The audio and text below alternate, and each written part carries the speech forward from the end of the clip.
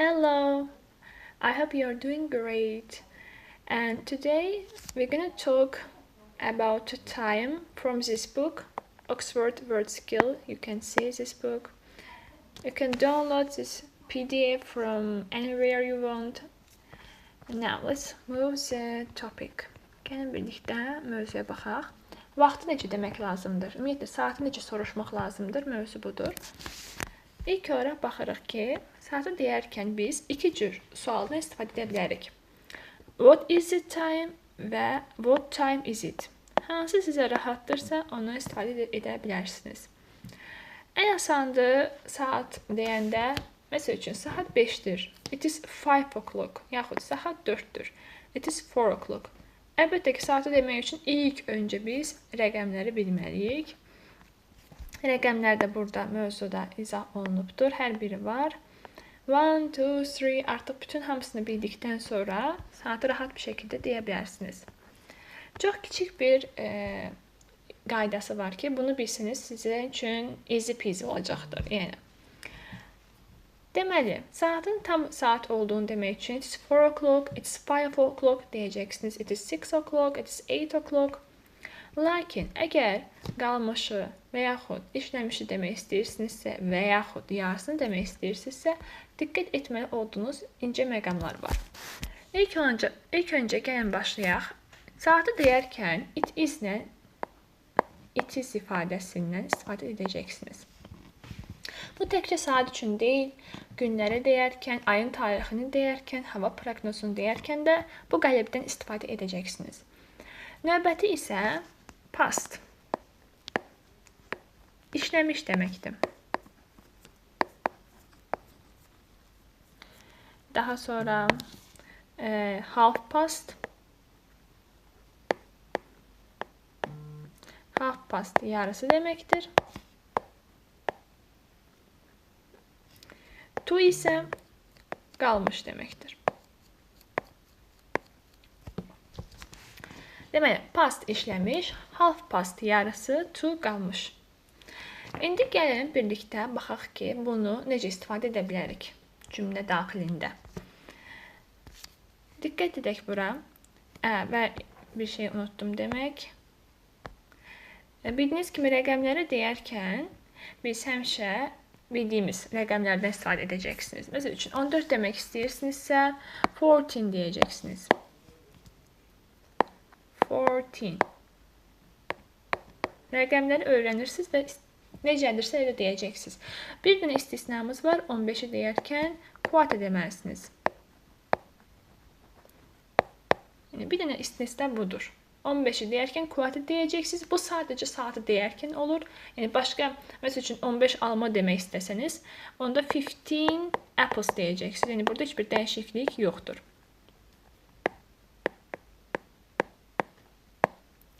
Dəyişiklik sırf saatda 15-i deyərkən quarter ifadəsindən istifadə etməkdədir. İndi, gəlin birlikdə baxaq burada. It is quarter past 4. Burada nə deməkdir? Saata diqqət etsəz görə bilərsiniz ki, saat 5-ə 15 dəqiqə işləyibdir. Pastda öyrəndik ki, işləmiş deməkdir. 4 4-dür. Deyəcəksiniz ki, bəs burada 4 yazılıb, biz niyə 5 deyirik? Deməli, indi bir daha baxaq. Burada 4 yazılıbsa, biz 5 kimi nəzərdə tuturuq. 5-ə 15 dəqiqə işləyib deyirik. Dediyim kimi, yarısı işləmişdə bir dənə geri yatıb deyəcəksiniz. Bu qaydadır. Yəni, bunu yadınızda saxlasanız, başqa heç bir çətinliyiniz olmayacaqdır. Past işləmiş olduğunu bildirir. For isə saat 5 olduğunu bildirir. Bunu elektron versiyasında desəz, belə olacaqdır saat. 16, 15. Gördüyünüz kimi, bu sizi çaşdıra bilər. Çox təbii bunda çaşır ki, burada 4-dür, bəs bir dənə geri yatacaqdıq, o eləyirlər 3. Ona görə çaşdırmayın özünüzü. Elektron olsa belə bunu siz deyin ki, bunu necə deyərik. Deyəcəksiniz 5-ə işləyib 15 dəqiqə. Və 5-ə işləyibdirsə bir dənə geri yatırsınız, edirsiniz 4. Gəl biz sizə bir daha yeni bir for example. Məsəl üçün 15, 20. Bu saat yəni 4-ə işləyib 20 dəqiqə deməkdir. İndi gəlin birlikdə cümləni qurmağa çalışaq. Yadımıza salaq birinci rəqəmləri. Dəqiqəni birinci demək lazımdır.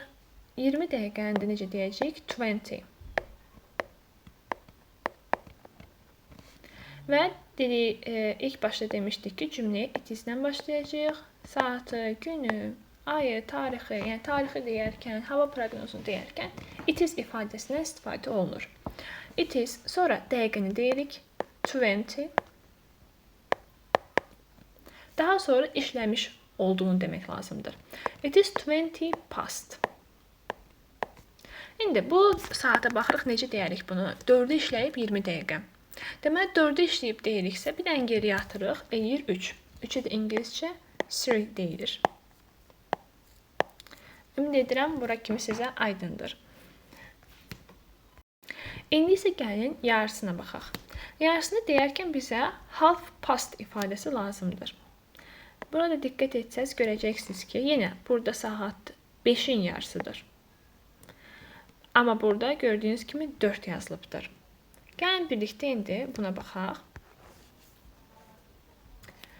It is half past 4.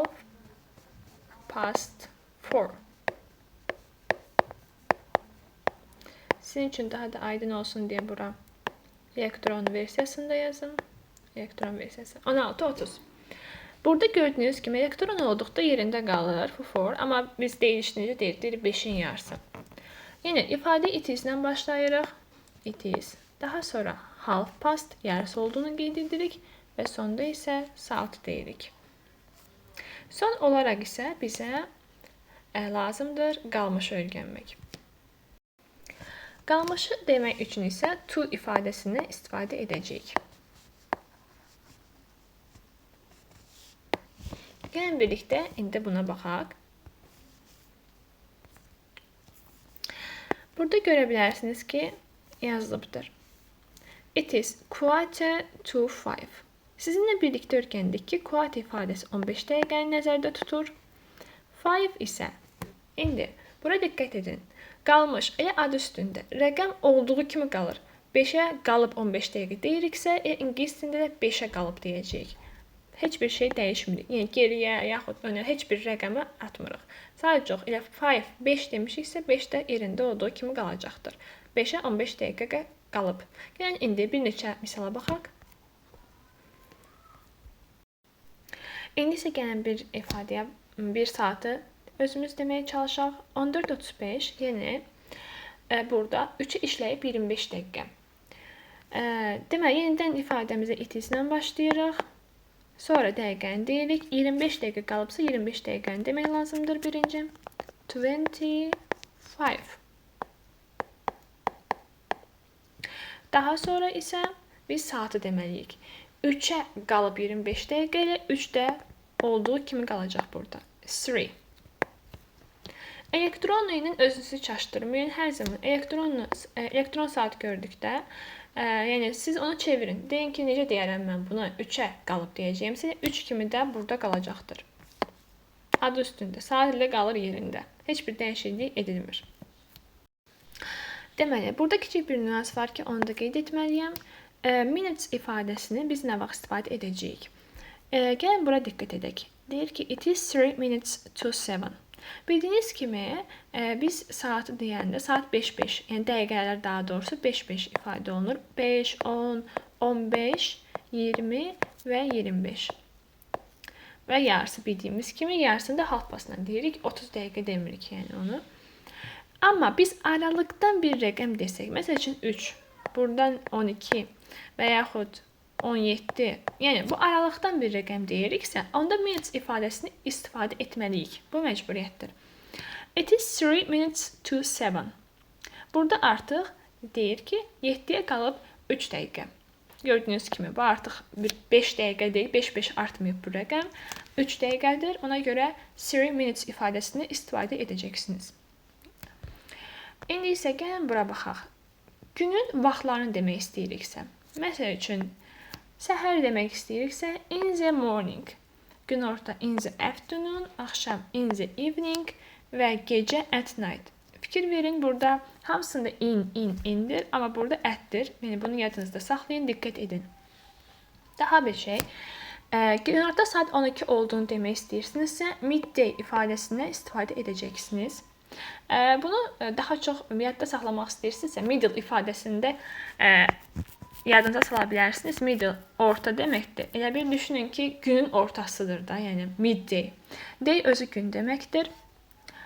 Burada güneş gördük, yəni bunu da deyək ki, sun güneş deməkdir və ay moon. Moon da ay deməkdir.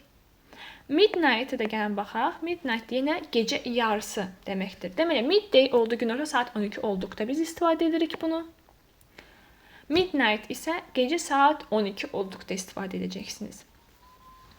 Daha sonra, əgər məsəl üçün 8 olmağına 2-3 dəqiqə qalıbdırsa, yaxud 1 dəqiqə qalıbdırsa, bunu biz daha necə deyə bilərik?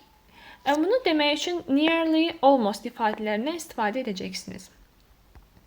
Demək olar ki deməkdir bunlar. Yəni deyir, demək olar ki saat 8-dir. Nearly 8 o'clock, almost 8 o'clock. Və yaxud 8-dən 1-2 dəqiqə keçibdirsə, bunu demək üçün isə just after deyəcəksiniz. Just after 8.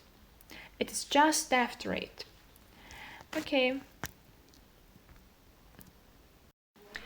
Və son bir şey. AM və PM ifadələrini necə yadda saxlayaq? AM olduqda gecə saat 12-dən, görürsünüz, gecə saat 12-dən günorta saat 12-yə kimi AM olur. Günorta saat 12 olduqda artıq PM olacaqdır.